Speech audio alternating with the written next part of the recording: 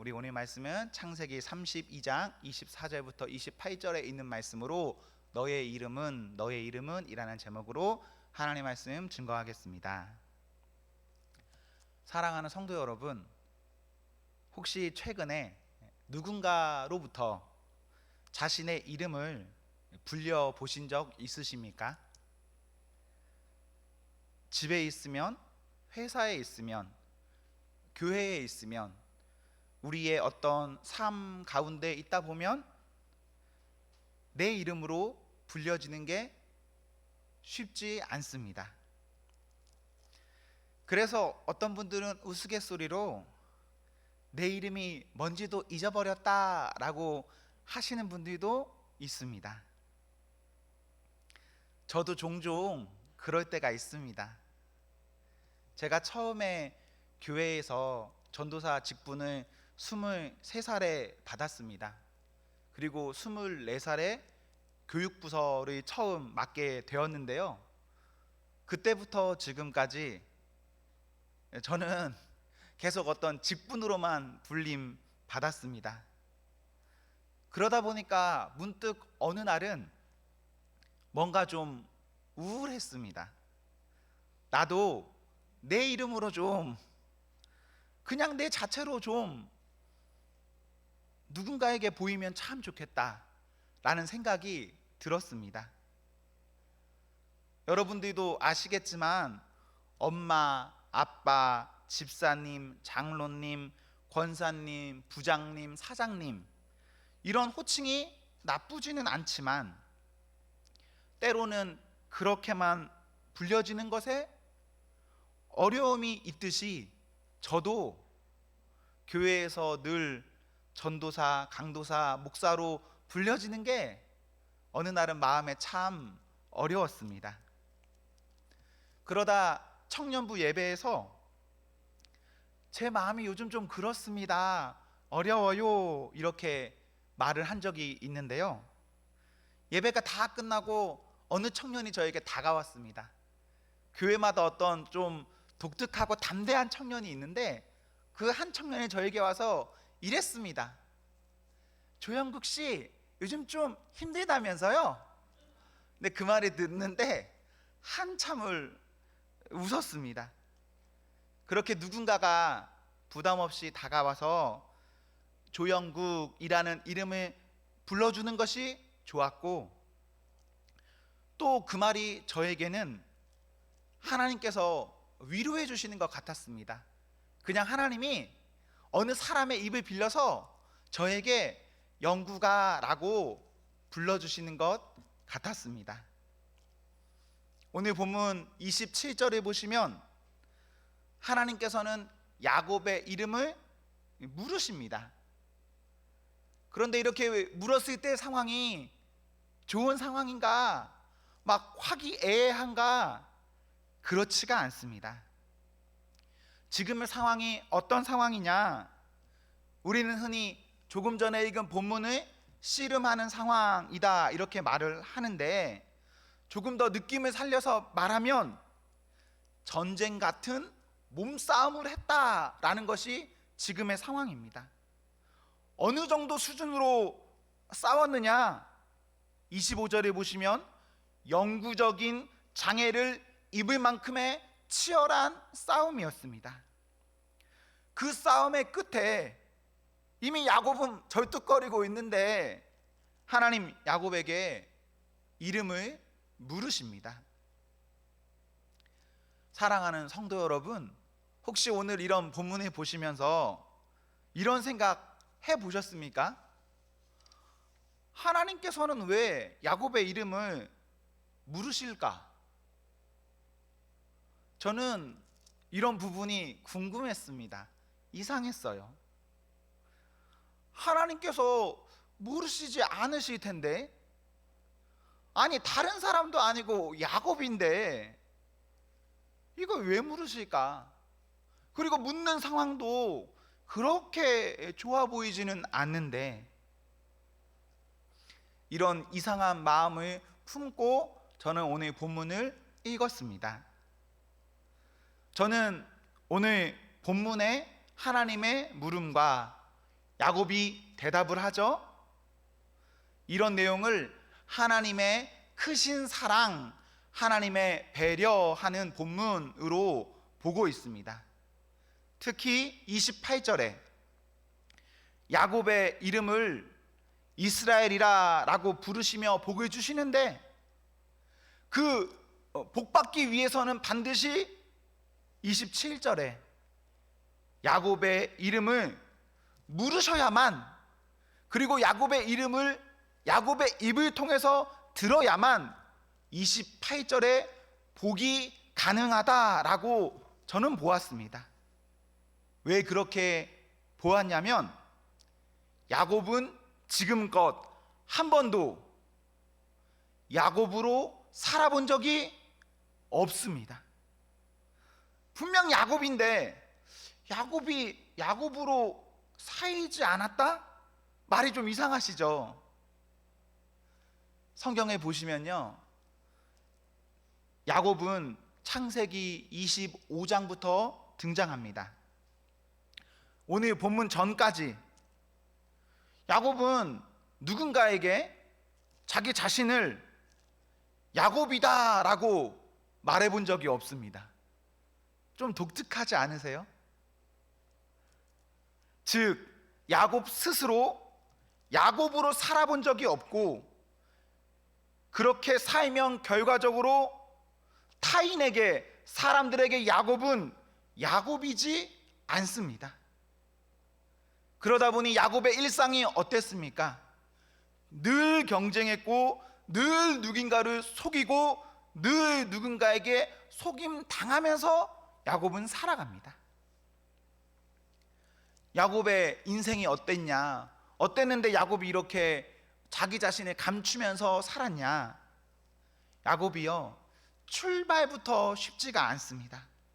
창세기 25장 26절에 보시면 야곱은 경쟁하듯 태어났습니다. 형 에서의 발꿈치를 잡아서라도 이기고자 했습니다.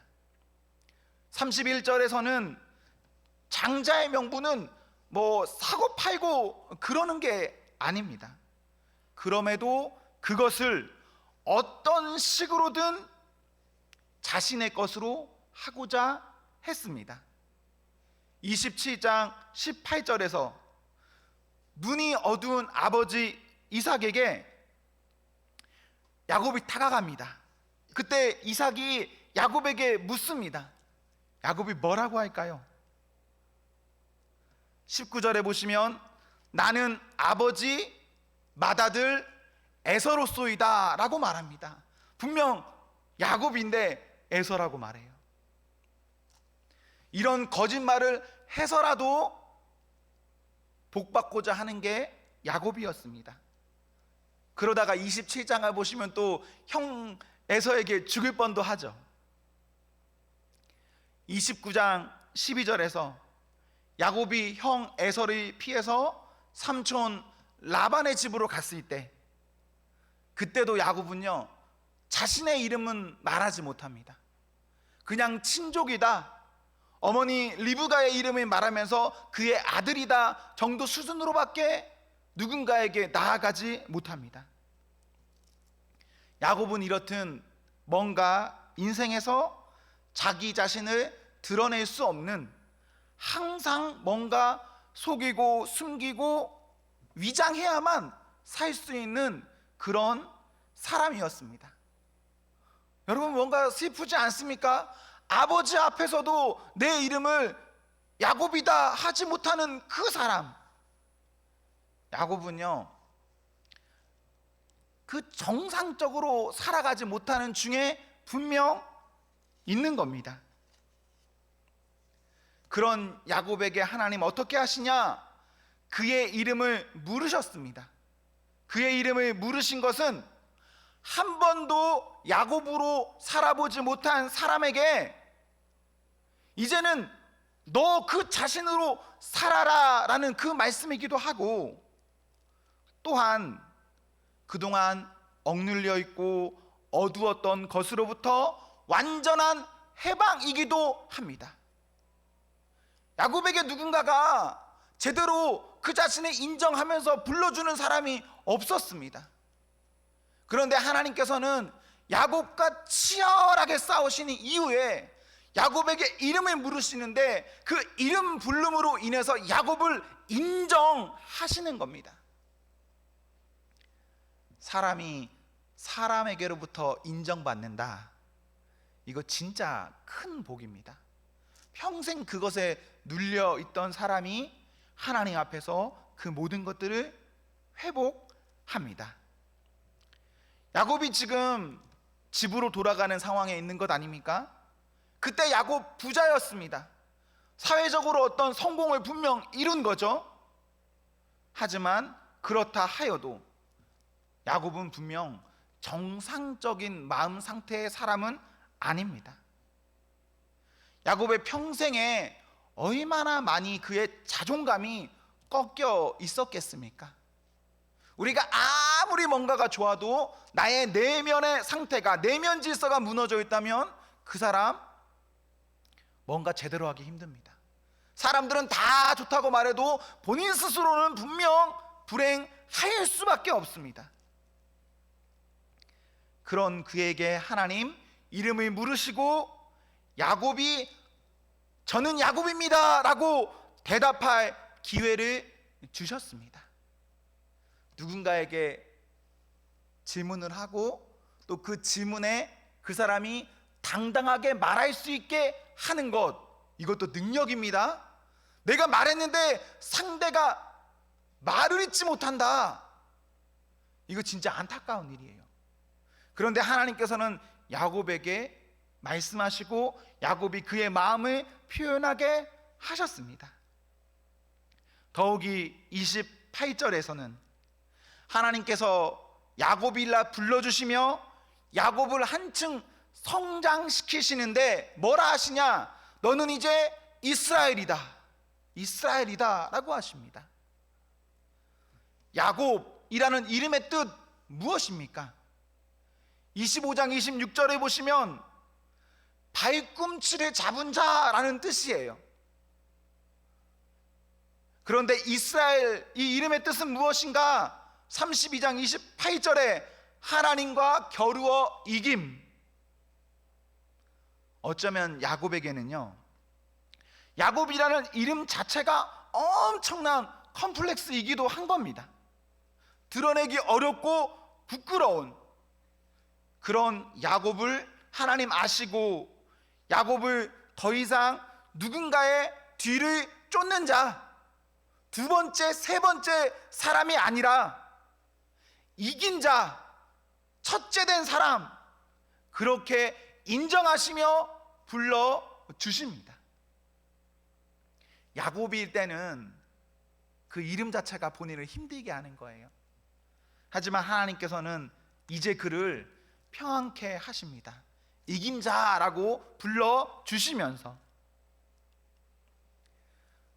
내가 나로 불려질 수 없을 때 이런 나를 우리 하나님 불러주시고 또 나를 나보다 더 값지게 불러주시는 우리 하나님, 이 하나님이 진짜 우리의 아버지 되시고 우리의 모든 것을 공급하실 하나님입니다.